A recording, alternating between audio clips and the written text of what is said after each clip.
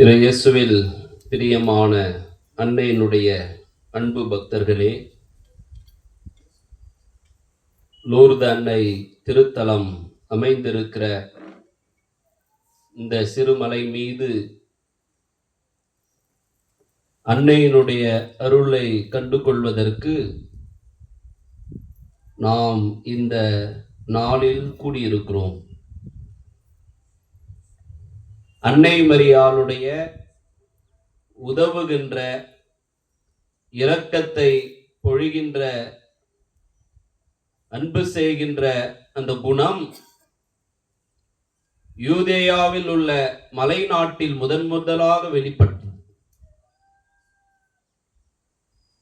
தன்னுடைய உறவினரான எலிசபெத்து குழந்தை பாக்கியம் பெற்றிருக்கிறார் முதிர்ந்த வயதில் என்பதை நினைத்து இந்த மலை நாட்டிற்கு அன்னை மரியாள் விரைந்து ஓடி அவருக்கு உதவியாக இருந்தார். அதனால மலை மேல இருக்கிற அன்னையினுடைய திருத்தலங்கள் எல்லாம் இத்தகைய அருளை, அன்னையினுடைய அந்த உதவுகின்ற குணத்தை நமக்கு பிரதிபலிக்கின்ற திருத்தலங்களாக இருக்கின்றன. அதனால இன்னைக்கு நாம் இங்க வந்திருக்கிறோம் என்றால், மலை நாட்டில் எலிசபெத் அம்மாள் அன்னை மரியாளிடம் பெற்ற உதவி நமக்கும் நம்முடைய குடும்பங்களுக்கும் நிறைவாக கிடைக்கும் என்று நாம் நம்ப வேண்டும். அன்பார்ந்தவர்களே, அன்னையினுடைய பிறப்பு விழாவை மகிழ்ச்சியோடு எல்லா இடங்களிலும் கொண்டாடி கொண்டிருக்கிற சூழலில் நாம் இருக்கிறோம். எல்லா அன்னையின் ஆலயங்களும், பங்கு ஆலயங்களும் அன்னையினுடைய பிறப்பு விழாவை விமரிசையாக கொண்டாடி கொண்டிருக்கிறார்கள். கடந்த 29ஆம் தேதி வேளாங்கண்ணி ஆரோக்கிய அன்னையினுடைய கொடியேற்ற நிகழ்வு, சென்னையில பெசன் நகர்ல இருக்கிற வேளாங்கண்ணி அன்னையினுடைய கொடியேற்ற நிகழ்வு, பெங்களூர்ல சிவாஜி நகர்ல இருக்கிற அன்னையின் கொடியேற்ற நிகழ்வு எல்லாம் நடந்துச்சு. இதையெல்லாம் நான் தொலைக்காட்சியில் நான் பார்த்தேன். கட்டுக்கடங்காத கூட்டம், இந்த கொடி ஏற்ற நிகழ்வில் கட்டுக்கடங்காத கூட்டம். அங்கே சென்றிருந்தவர்கள் எல்லாம் அதை படம் பிடித்து வீடியோவாக எடுத்து எனக்கு அனுப்பி வைத்தார்கள். அந்த மாதா கொடி உயரே பறக்கும் போது ஆலயத்தை சுற்றியிருந்த அன்னையினுடைய பக்தர்கள் எல்லாம் மரியே வாழ்க, மரியே வாழ்க என்று அவங்க எழுப்பிய குரல் ஒலியை கேட்டு நான் சிலிர்த்து போனேன். அன்னைக்கு இவ்வளவு பெரிய படை, இவ்வளவு பெரிய கூட்டம் இருக்கிறது என்பதை நினைத்து நான் பெருமைப்பட்டேன். அதுக்கப்புறம் அதெல்லாம் பார்த்து முடிச்சுட்டு 10 நிமிஷத்துக்கு அப்புறம் எனக்கு ஒரு யோசனை வந்துச்சு. இவ்வளவு பேர் மரியே வாழ்க என்று உரக்க கத்தி அன்னையினுடைய திருத்தலத்தை சூழ்ந்திருந்தார்களே, இவங்க எல்லாம் மோட்சம் போவாங்களா? இந்த கூட்டம் எல்லாம் இவ்வளவு பேர் இருக்கிறாங்களே, இந்த கூட்டம் அப்படியே மோட்சத்துக்கு போவாங்களா அப்படின்ற ஒரு சிந்தனை எனக்கு ரொம்ப வந்துச்சு. இந்த கூட்டம் அப்படியே மோட்சத்துக்கு போனா எப்படி இருக்கும், இந்த சத்தம் மோட்சத்துல இருந்தா எப்படி இருக்கும் அப்படின்ற ஒரு நினைவு எனக்கு வந்துச்சு. என்னடா சாமியார் ஃபாதர் இப்படி அபசகுணமா யோசிக்கிறாரு அப்படின்னு ஒரு சிலர் நீங்க யோசிக்கலாம். நான் யோசிக்கிறதுக்கும் காரணம் இருக்கு. இப்போ வேளாங்கண்ணி திருத்தலத்திற்கு நிறைய ஊர்களிலிருந்து நடைபாதையாக போறாங்க. நடைபாதையாக அவங்க நடந்து போறாங்க. 10 நாள் 15 நாள் அப்படின்ட்டு. என்னுடைய பங்கின் வழியாகவும் குழுக்கள் நிறைய போறாங்க. இந்த வருடம் ஒரு 10 பேர் வந்தாங்க. எங்க கோயிலும் லூர்து மாதா கோயில் தான். அப்போ அவங்களோட நான் எப்படி இவ்வளவு தூரம் நடக்கிறீங்க, உங்களுக்கு எப்படி தெம்பு வருது, 15 நாள் எப்படி உங்களால் நடக்க முடியுது, இப்படியெல்லாம் கேட்டேன். அவங்க எல்லாம் அனுபவத்தை பகிர்ந்து கொண்டாங்க. ஆனா அவங்க ஊர் ஆட்கள் இன்னும் 40 கிலோமீட்டர் தள்ளி வந்துட்டு இருந்தாங்க.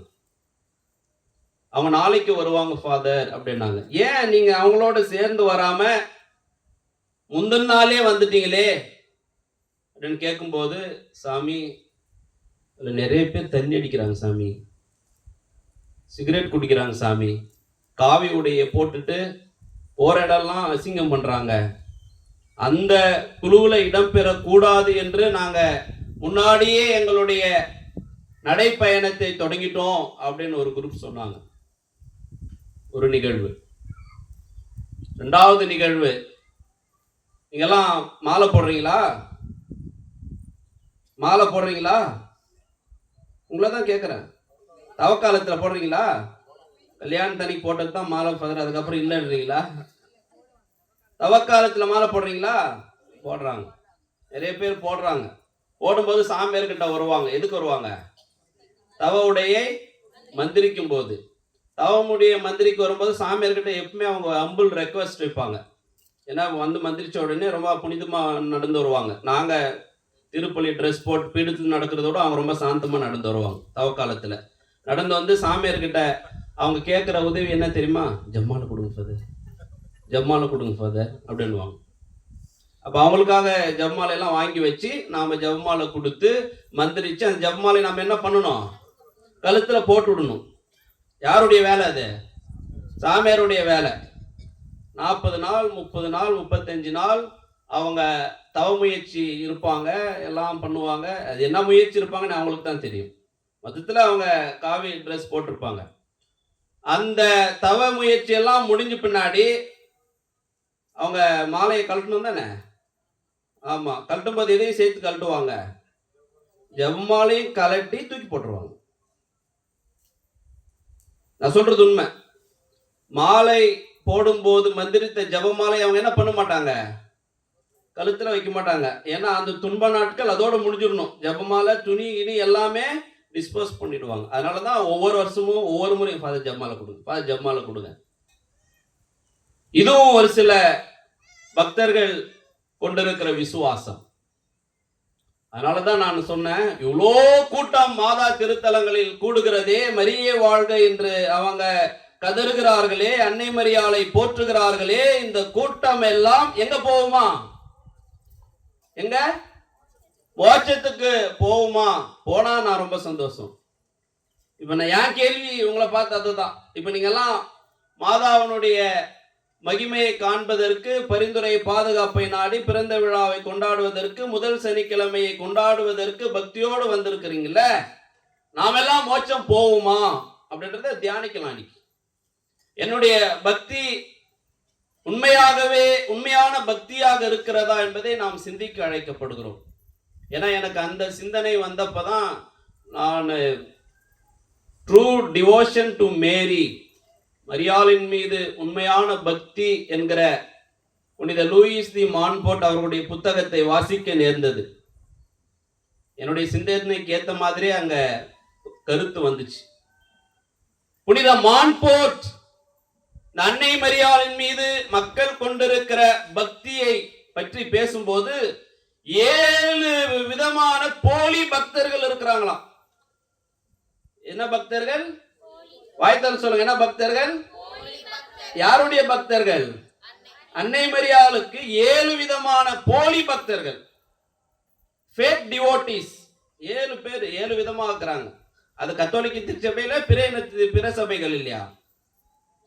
கத்தோலிக்க திருச்சபையிலே, பிற சபையெல்லாம் இல்ல, கத்தோலிக்க திருச்சபையிலே 7 விதமான போலி பக்தர்கள் அன்னை மரியாளுக்கு இருக்கிறாங்க.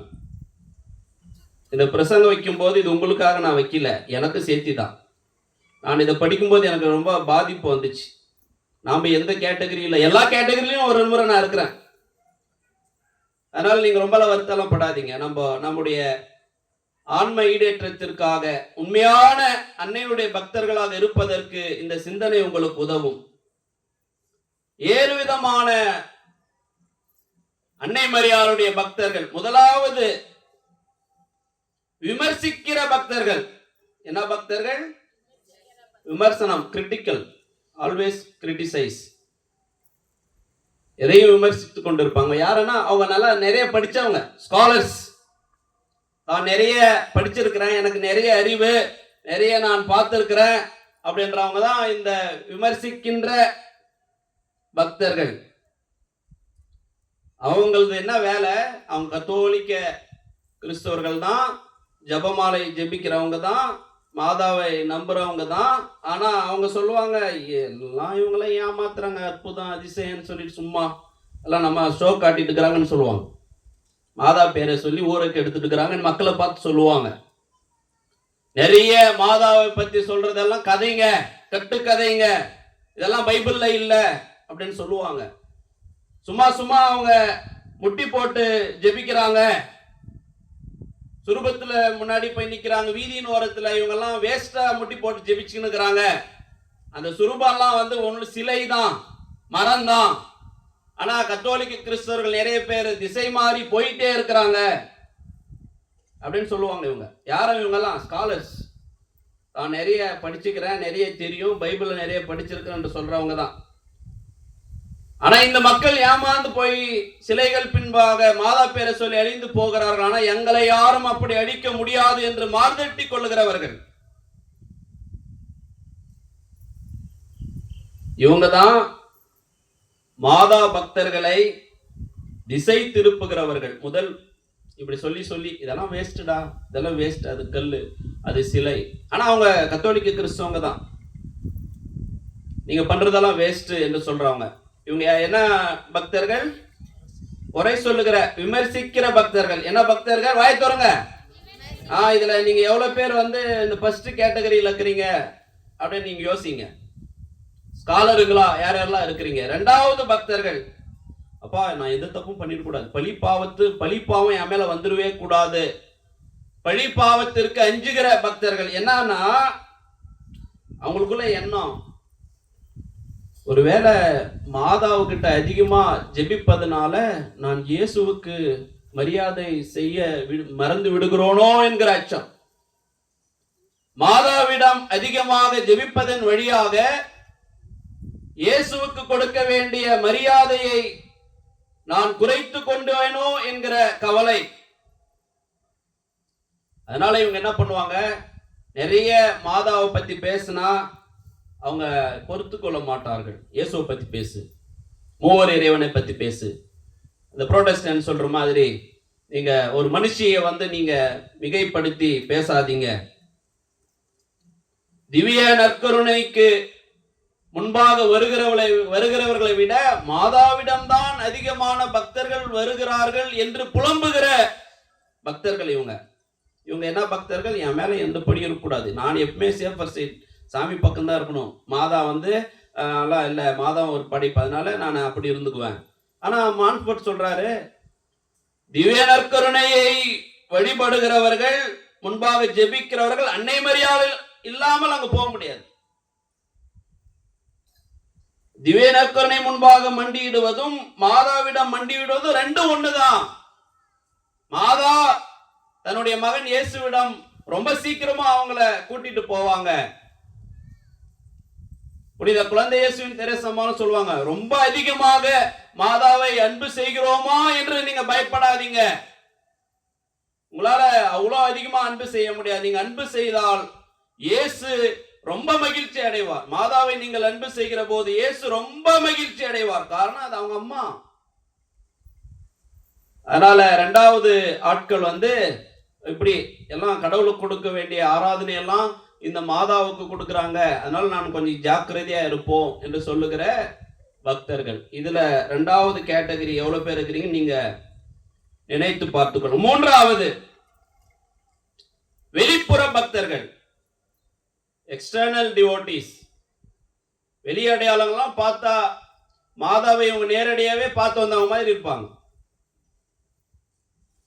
கழுத்துல ஜெபமாலை எல்லாம் போட்டு ஒரே மாதிரியே பார்க்கும்போதெல்லாம் அவங்க நட உடையெல்லாம் பார்த்து கோயிலுக்கு வந்துட்டு அவங்களுடைய பெர்ஃபார்மன்ஸை பார்க்கும்போது மாதா ஏதாவது ராத்திரி ஏதாவது காட்சி கொடுத்துட்டாங்களா, மாதா ஏதாவது இவங்க கூட பேசியிருப்பாங்களா என்ற மாதிரியான ஒரு தோற்றத்தை வைத்துக் கொண்டிருப்பவர்கள், வெளிப்புற தோற்றத்தை.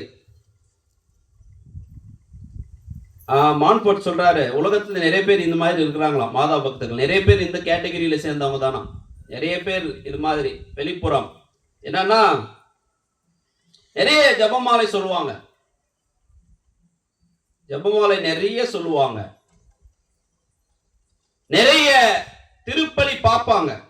நான் என்ன சொன்னேன், பார்ப்பாங்க, பங்கெடுக்க மாட்டாங்க. என்ன பண்ணுவாங்க, திருப்பலி நிறைய பார்ப்பாங்க. ஏன்னா ஏன் நான் பார்ப்பாங்கன்ற, கொஞ்ச நேரம் சாமியாரை பார்ப்பாங்க, அதுக்கப்புறம் அந்த பக்கம் பார்ப்பாங்க, இந்த பக்கம் பார்ப்பாங்க. திருப்பலி நேரத்துல உங்க நிறைய திருப்பலி பார்ப்பாங்க, பவனியில போவாங்க. இப்ப நீங்க தேர் பவனி ஜெபமாலை சொல்லிட்டு வந்தீங்க தானே, ஆனா அவங்க சிந்தனையெல்லாம் எங்க இருக்கும், மலையை சுத்தி வெளியே இருக்கும். எந்த ஒரு சிந்தனையும் இல்லாம, ஏன் நான் மாதா பின்னாடி தான் போறோம், மாதாவோடு தான் பவனி வர்றோம். நிறைய பவனிகளில் பங்கெடுப்பாங்க. அடுத்து எங்களை மாதிரி ஆளுங்களை பார்த்து சொல்றாங்க, நிறைய மாதாவை பத்தி பிரசங்கம் வைப்பாங்க. இதெல்லாம் எங்களுக்கு நிறைய பிரசங்கங்கள் மாதாவை பத்தி நிறைய வைப்பாங்க, மாதாவை பத்தி நிறைய பேசுவாங்க. ஆனா அவங்க வாழ்க்கையில் ஒரு மாற்றமும் இருக்காது. எங்க மாற்றம் இருக்காது, உள்ள மாற்றம் இருக்காது. வெளியில தோற்றம் எல்லாம் அவங்க மாதாவுக்கு ரொம்ப உறவினர்கள் மாதிரி இருப்பாங்க. ஆனா உள்ளுக்குள்ள என்ன இருக்காது, ஒன்னும் இருக்காது. எவ்வளவு பூசை பார்த்தாலும், எவ்வளவு ஜெபம் சொன்னாலும், எவ்வளவு பிரசங்கம் வச்சாலும், எவ்வளவு திருப்பயணங்கள் போனாலும் என்ன இருக்காது, அவங்க உள்ளுக்குள்ள எந்த மாற்றமும் இருக்காது, மனமாற்றமும் இருக்காது. மூணாவது வகை வெளிப்புற தோற்றம் கொண்ட பக்தர்கள். நான்காவது ஆணவம் நிறைந்த பக்தர்கள். ஆணவம் நிறைந்த பக்தர்கள் அவங்க ஜாலியா இருப்பாங்க, எல்லாத்தையும் அனுபவிப்பாங்க, உலக காரியங்கள் எல்லாமே, எல்லா சொகுசையும் அனுபவிப்பாங்க. என்ன பாவம் செஞ்சாலும் நிம்மதியா தூங்குவாங்க. இவங்க தான் ஆணவம் நிறைந்த பக்தர்கள், மாதா பக்தர்கள். அவங்க பக்கத்து வீட்டுக்கார காரி துப்புவாங்க, எல்லாம் பேசுவாங்க, எல்லா பாவமும் பண்ணுவாங்க. ஆனா எப்படி இருப்பாங்க, நிம்மதியா என்ன பண்ணுவாங்க, தூங்குவாங்க. என்ன அர்த்தம், மனசாட்சி அவங்களுக்கு வேலையை செய்யாது. எவ்வளவு பெரிய குற்றம் செஞ்சாலும் நிம்மதியா தூங்குவாங்க. ஆனா அவங்க என்ன சொல்லுவாங்க தெரியுமா, நான் ஜெபமாலை சொல்றேன், மாதா கோயிலுக்கு போறேன், திருப்பலி பார்க்கிறேன், உத்திரியெல்லாம் என் கழுத்துல போட்டுக்கிறேன், உத்திரியெல்லாம் என் கழுத்துல போட்டுக்கிறேன், ஆனா பாவமும் பண்றேன். அது வேற கணக்கு, பாவம் தான் பண்றேன், இதெல்லாம் சும்மா போட்டுக்கிறேன். நான் சாகும் போது கட்டாயம் எனக்கு என்ன கிடைக்கும்னா, நோயில் புஸ்தல் கிடைக்கும். என்ன கிடைக்கும், அவஸ்தை கிடைக்கும். ஏன்னா நான் தினமும் ஜெபமாலை சொல்றேன், ஏதோ உத்திரியும் போட்டா சொல்லியிருக்காங்களோ, உத்திரியும் போட்டாங்க கடைசி நேரத்துல நோயில் பூசுதை பெற்றுக்கொள்ளும், அதெல்லாம் கிடைக்கும். அதனால அப்போ நான் பாவ சங்கீதனம் பண்ணாவே போதும், நான் எங்க போயிடுவேன், எங்க போயிடுவேன், மோட்சம் போயிடுவேன். இது நான் சொல்ல, புனித மான்ஃபோர்ட் சொல்றது. இது மாதிரி கிறிஸ்தவங்க எனக்கு சாவதுக்கு முன்னாடி நான் எல்லா துளியும் பண்ணிடலாம், இப்போ ஜாலியா இருக்கலாம், எல்லா சொகுசையும் அனுபவிக்கலாம், போலியான வாழ்க்கையை வாழலாம். கடைசியில சாவதுக்கு முன்னாடி அந்த என்னது அவஸ்தை புஸ்தல் எனக்கு கிடைச்சிரும் கட்டாயமா. ஏன்னா நான் ரொம்ப பர்ஃபெக்டா ஜெபமாலை பூசையெல்லாம் பாக்குறேன்ல, அதனால எனக்கு கிடைச்சிரும். அப்ப நானு பாவத்தை எல்லாம் சொல்லி எங்க போயிடுவேன், நானு கடைசி நேரத்தை நல்ல கல்வன் மாதிரி நான் மோட்சம் போயிடுவேன். இவங்க ஆணவம் நிறைந்த பக்தர்கள். அஞ்சாவது பக்தர்கள் அடிக்கடி மாறுகிற பக்தர்கள். காத்தடிச்சா கோயில் பக்கம் வருவாங்க, காத்தடிச்சா கோயில் பக்கம் வருவாங்க, வெயில் அடிச்சா வீட்டு பழக்கமும் ஒதுங்கி இருப்பாங்க. அடிக்கடி மாறுகிற பக்தர்கள். திடீரென மாதா பக்தி வந்துடும். செப்டம்பர் மாசம் நிறைய பேருக்கு அந்த பக்தி வரும். ஏன்னா நிறைய பேரை பாக்குறாங்கல்ல, அதெல்லாம் ரொம்ப ஜபம் சொல்றது, அங்கங்க கொடி ஏற்றுறது, அங்கங்க திருவிழா வைக்கும் போது ஒரு சிலருக்கு வந்துடும். நமக்கு பிப்ரவரி மாசம் வரும் நம்ம ஊர்ல, இல்ல நம்ம ஊர்ல பிப்ரவரி மாசம் வரும் லூர்து மாத திருநாள் கொண்டும் போது. அதுக்கப்புறம் அவங்க ரொம்பவே திருப்பி அடுத்த வருஷம் தான் வருவாங்க. அவங்க இன்டர்வல், அடிக்கடி இன்டர்வல் எடுத்துக்குவாங்க மாதா பக்தி. திடீரென அவங்களுக்கு மாதா பக்தி வந்துடும். ஜப்மாலை கொடுங்க ஃபாதர்ன்னு சொல்லுவாங்க, கழுத்துல ஜப்மாலை போடுவாங்க. 3 நாள் கழிச்சு பார்த்தா எதுவுமே இருக்காது. எல்லாம் வச்சுட்டு பழைய குருடி கதவை திறன் போடுவாங்க. திருப்பி சீசன் வந்தோடனே திருப்பி வருவாங்க. இன்டர்வல். அவங்க நிலாவை போல மாறிக்கொண்டே இருப்பவர்கள் சொல்றார் புனிதர். நிலா திடீரெனும் தோன்றும், திடீரெனே மறைஞ்சு போயிடும். அதனால அவர் என்ன சொல்றாரு, இது மாதிரி பக்தர்கள்லாம் மாதா எங்க சுரூபத்துல நிலாவை காலடியில் வைத்திருந்தாங்கல்ல, அது மாதிரி காலடியில தான் அந்த பக்தர்கள்லாம் மாதா வச்சுக்கிறாங்களாம். அடிக்கடி மாறுகிற அந்த நிலாவை போல மாறுகிற பக்தர்கள்லாம் காலடியில வச்சுக்கிறாங்களா. காரணம், இவங்கள விட்டுமானா மற்ற பக்தர்கள்லாம் கெடுத்துருவாங்க. அதனால காலடியில் அன்னை மரியாள் இவங்களை மிதிச்சுதான் வச்சிருக்கிறாங்களாம். நிலையற்ற அடிக்கடி மாறுகிற பக்தர்கள். இதுல 5 வெரைட்டி. இதுல நாம எவ்வளவு வெரைட்டில இருக்கிறோன்னு தெரியல. 7 வெரைட்டிங்கிறேன். 6வது வெளிவேஷம். வெளிவேஷம் போடுகிற பக்தர்கள். நான் வெளிப்புற, அது வேற, வெளிப்புற அடையாளம். வெளிவேஷம் போடுற பக்தர்கள் என்னன்னா, எல்லா பாவமும் செய்வாங்க, போவாங்க. ஆனா மாதா திருநாள் வந்தா நான் அன்னதானம் பண்றேன், இந்த சுருபத்தை வாங்கி கொடுத்துட்றேன், தேர்பவனி பண்ணிடுறேன். தன்னுடைய பாவ வாழ்க்கையெல்லாம் இது மாதிரி ஒரு உதவி பண்ணிட்டு கோயில்ல நான் தான் இந்த மாத திருநாளுக்கு இதை பண்ணுவேன் அதை பண்ணுவேன்னு சொல்லி அப்படியே மறைச்சிட்டு புனிதர்கள் மாதிரி காட்டிக்கொள்றாங்க. மாதாவுக்கு உண்டியல் போட்டாவே நமக்கு என்ன ஆயிடும், எல்லாம் நம்மள எதன்னுவாங்க, அவங்க தான் மாதாவை தாங்கி பிடிக்கிறவன்னு சொல்லுவாங்க. வெளிவேஷம் போடுகிற பக்தர்கள். டொனேஷன் கொடுத்து மோட்சம் போலாம், அன்னையினுடைய பிள்ளைகள் ஆகலாம் என்று வாழ்ந்து கொண்டிருக்கிற பக்தர்கள். அடுத்து கடைசி, தேவையில் மட்டும் ஆர்வமுள்ள பக்தர்கள். தேவைப்படும் போது வருவாங்க கோயிலுக்கு. வீட்டில் ஒரு கஷ்டம், உடம்பு சரியில்லை, குழந்தை பாக்கியம் இல்லை, மழை இல்லை, வேலை கிடைக்கல, ஏதாவது தேவை இருக்கும்போது எங்க வருவாங்க, கோயிலா போவாங்க. எல்லா கோயிலும் போவாங்க. தேவையில்லைன்னு என்ன பண்ண மாட்டாங்க, கோயில் பக்கமே தலையை வச்சு படுக்க மாட்டாங்க. When there is a need, they will come. தேவையில் இருக்கும்போது மட்டும் அன்னையை பயன்படுத்திக் கொள்வாங்க, அதுக்கப்புறம் விட்டுருவாங்க. ஒரு நோயிலிருந்து குணம் பெற்றவுடனே அதுக்கப்புறம் திருப்பி வர மாட்டாங்க. 7 விதமான போலி பக்தர்கள் இருக்கிறாங்க. இப்ப இதுல நாம எந்த வெரைட்டியில இருக்கிறோம் அப்படின்னு நாம தான் சிந்திக்கணும். முதல் பக்தர்கள் விமர்சிக்கின்ற பக்தர்கள். 2வது பக்தர்கள் என்ன பக்தர்கள், பலி பாவத்திற்கு அஞ்சாத பக்தர்கள். 3வது பக்தர்கள் வெளிப்புற தோற்றத்தை மட்டும் வைத்திருக்கிற பக்தர்கள். 4வது பக்தர்கள் ஆணவம் நிறைந்த, கடைசி நேரத்துல பாவசங்கீர்த்தனம் பண்ணி மோட்சம் போயிடலாம் நினைக்கிற பக்தர்கள். 5வது பக்தர்கள் நிலவை போல மாறிக்கொண்டு அடிக்கடி மாறிக்கொண்டு இருக்கிற பக்தர்கள். 6வது பக்தர்கள் வெளிவேஷம் போடுகிற பக்தர்கள். வெளிவேடம், பரிசேயரை போல காசை கொடுத்து நாம் மோட்சம் வாங்கி கொள்ளலாம் என்று நினைக்கிற பக்தர்கள். 7வது பக்தர்கள் தேவையில் மட்டும் அன்னை மரியாளை நாடி வருகிற பக்தர்கள். இந்த 7 விதமான போலி பக்தர்கள் இருக்கிறார்கள் என்று சொல்லிவிட்டு புனித லூயி தி மான்ஃபோர்ட் சொல்றாங்க, உண்மையான பக்தர்கள் யார்? அதான் ரொம்ப முக்கியம். போலி பக்தர்களை நாம் பார்த்தோம், ஆனா உண்மையான பக்தர்கள் யார் என்று சொல்வதற்கு அவங்க 5 குணங்களை கொடுக்கிறாங்க. நல்லா ஞாபகம் வச்சுக்கோங்க, 5 குணங்கள். இது இருந்தாதான் நாம் உண்மையாகவே அன்னையினுடைய பக்தர்கள், உண்மையான பக்தர்கள் என்று சொல்ல முடியும். முதல் குவாலிட்டி, குணம், பண்பு உண்மையான அன்னையின் பக்தர்களுக்கு உட்புற பக்தி, உள்ளார்ந்த இதயத்திலிருந்து வருகிற பக்தி. அவங்க காசு பணத்துக்காக எல்லாம் அன்னை மரியாள் கிட்ட வரமாட்டாங்க. அன்னை மரியாள் கடவுளின் தாய். அன்னை மரியாள் கடவுளால் மிகவும் அதிகமாக உயர்த்தப்பட்ட மனுஷி. அன்னை மரியாள் பாவமின்றி பிறந்தவங்க. அன்னை மரியாள் அமல உற்பவி. இந்த காரணத்திற்காக அன்னையை நான் எப்பொழுதும் அன்பு செய்ய வேண்டும். அந்த பக்தி எங்கிருந்து வருது? வாய்த்தம் சொல்லுங்க, எங்கிருந்து வருது? உள்ளத்திலிருந்து வருது.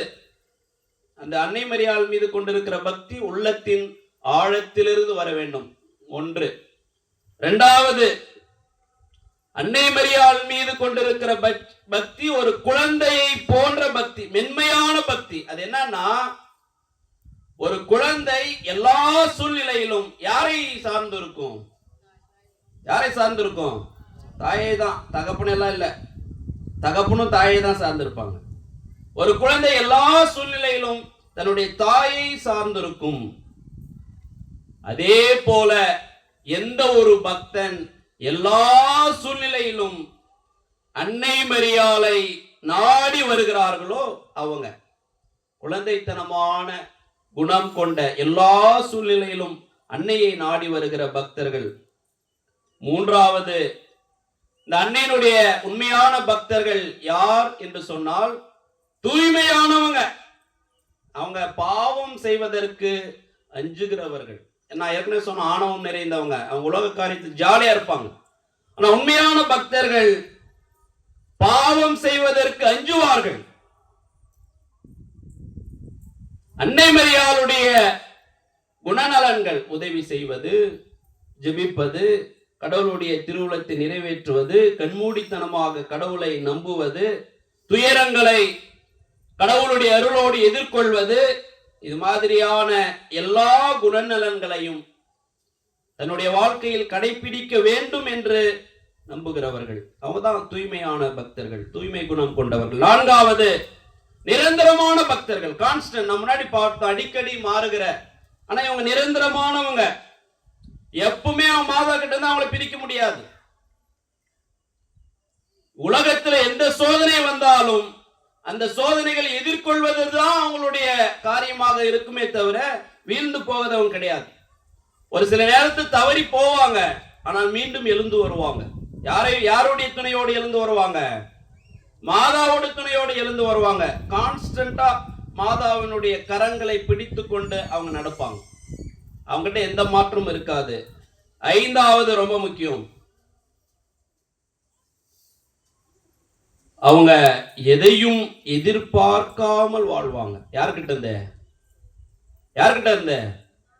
இப்ப நாங்க எதிர்பார்த்து வந்துக்கிறீங்களா, எதிர்பார்க்காம வந்துக்கிறீங்களா? எதிர்பார்த்து வந்துக்கிறோம், எதிர்பார்க்காமல் வந்துக்கிறோம். இவங்களுக்கு என்னன்னா, தன்னை பத்தி நினைப்பெல்லாம் இல்ல. அன்னை மரியாள் எனது உள்ளம் ஆண்டவரை ஏத்தி போற்றுகிறதுன்னு சொன்னாங்கல்ல, இது மாதிரி அன்னையினுடைய பக்தர்கள் எப்பொழுதுமே தன்னுடைய வாழ்க்கைக்கு யாருக்கு முக்கியத்துவம் கொடுப்பாங்க? தன்னுடைய தேவைகளுக்கு அல்ல, அற்புதங்களுக்கு அல்ல, வரங்களுக்கு அல்ல, கடவுளை மகிமைப்படுத்துவதற்கு மட்டுமே முக்கியத்துவம் தருகின்ற பக்தர்கள். எதிர்பார்க்காத, அவங்களுக்கு எந்த வேண்டுதல் நிறைவேறினாலும் சரி, நிறைவேறினாலும் சரி, இது கடவுளுடைய திருவுளம் என்று சொல்லி கடவுளையே தன்னுடைய வாழ்வின் மையமாக வைத்திருக்கிற பக்தர்கள். அதனால நல்ல மரியாளின் பக்தர்களுக்கு 5 குணங்கள் இருக்க வேண்டும். முதல் குணம் என்ன? எல்லாம் தூங்குறீங்க தானே? என்ன எங்க முதல் குணம் என்ன? உள்ளத்தின் ஆழத்தில் இருந்து அந்த பக்தி வர வேண்டும். இரண்டாவது, குழந்தைத்தனமான பக்தி இருக்கணும். மூன்றாவது, தூய்மை நிறைந்த பக்தர்கள், பாவத்துக்கு பார்த்து பயப்படுகிற பக்தர்களா இருக்கணும். நாலாவது, என்றும் மாறாத பக்தி கொண்ட பக்தர்களா இருக்கணும். ஐந்தாவது, தேவைக்காக எந்த எதிர்பார்ப்பும் இல்லாமல் அன்னை மரியாளை அன்பு செய்கின்ற பக்தர்களாக இருக்கணும். இன்னைக்கு நாம் இந்த மாதாவினுடைய திருத்தலத்துல அன்னை மரியாளை பற்றி தியானித்துக் கொண்டிருக்கிற வேளையில் நம்மை பார்த்து நாம் கேட்க வேண்டிய கேள்வி, நான் போலி பக்தனா? நான் என்னுடைய தாய்க்கு உண்மையான பக்தனா? இந்த அவருடைய மான்ஃபோர்ட்டுடைய புத்தகத்தை படிக்கும் போது எனக்கு நிறைய குற்ற உணர்வு இருந்துச்சு. இந்த எல்லா கேட்டகரி ஏதாவது ஒன்று அடிக்கடி நாம் மாட்டிக்கிறோம். ஆனால் நல்ல பக்தி நிறைந்த அன்னையினுடைய அன்பு பக்தனாக இருப்பதற்கு அந்த 5 குணங்களை என்றும் மாறாத தூய்மையான குழந்தைத்தனமான அந்த பக்தியை நாம் வளர்த்துக் கொள்ளுகிற பொழுதுதான் நாம் அன்னைக்கு உண்மையான பிள்ளைகளாக பக்தர்களாக இருப்போம். எங்க போவோம்? கடைசி எங்க போவோம்? மோட்சத்துக்கு போவோம். இந்த 7 பேர்ல ஒருத்தரா இருந்தா எங்க போக மாட்டோம்? எங்க போக மாட்டோம்? இங்க சும்மா திருத்தலத்துக்கு மட்டும் வருவோம், எங்க போக மாட்டோம்? மோட்சத்துக்கு போக மாட்டோம். அன்னையினுடைய பிறப்பு விழாவில் அன்னையினுடைய உண்மையான சீடனாக பக்தனாக வாழ்ந்து அன்னை மரியாள் மலைநாட்டில் உள்ள எலிசபெத் அம்மாளை சந்தித்து ஆசீர்வாதத்தை அருளை கொடுத்ததை போல உதவி செய்ததை போல நம்முடைய தூய்மையான வாழ்க்கையால் அன்னை மரியாள் நமக்கும் அளவற்ற அருளை வரங்களை வாரி வழங்க பெற்றுத்தர நம்மையே நாம் மாற்றிக்கொள்வோம். அதற்காக தொடர்ந்து பக்தியோடு இந்த பலியில் ஜெபிப்போம்.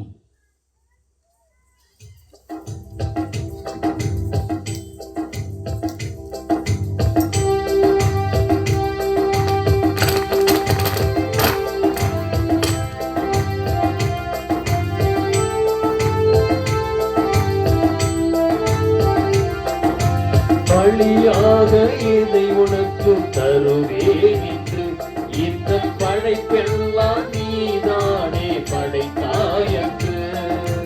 பலியாக இதை உனக்கு தருவேன்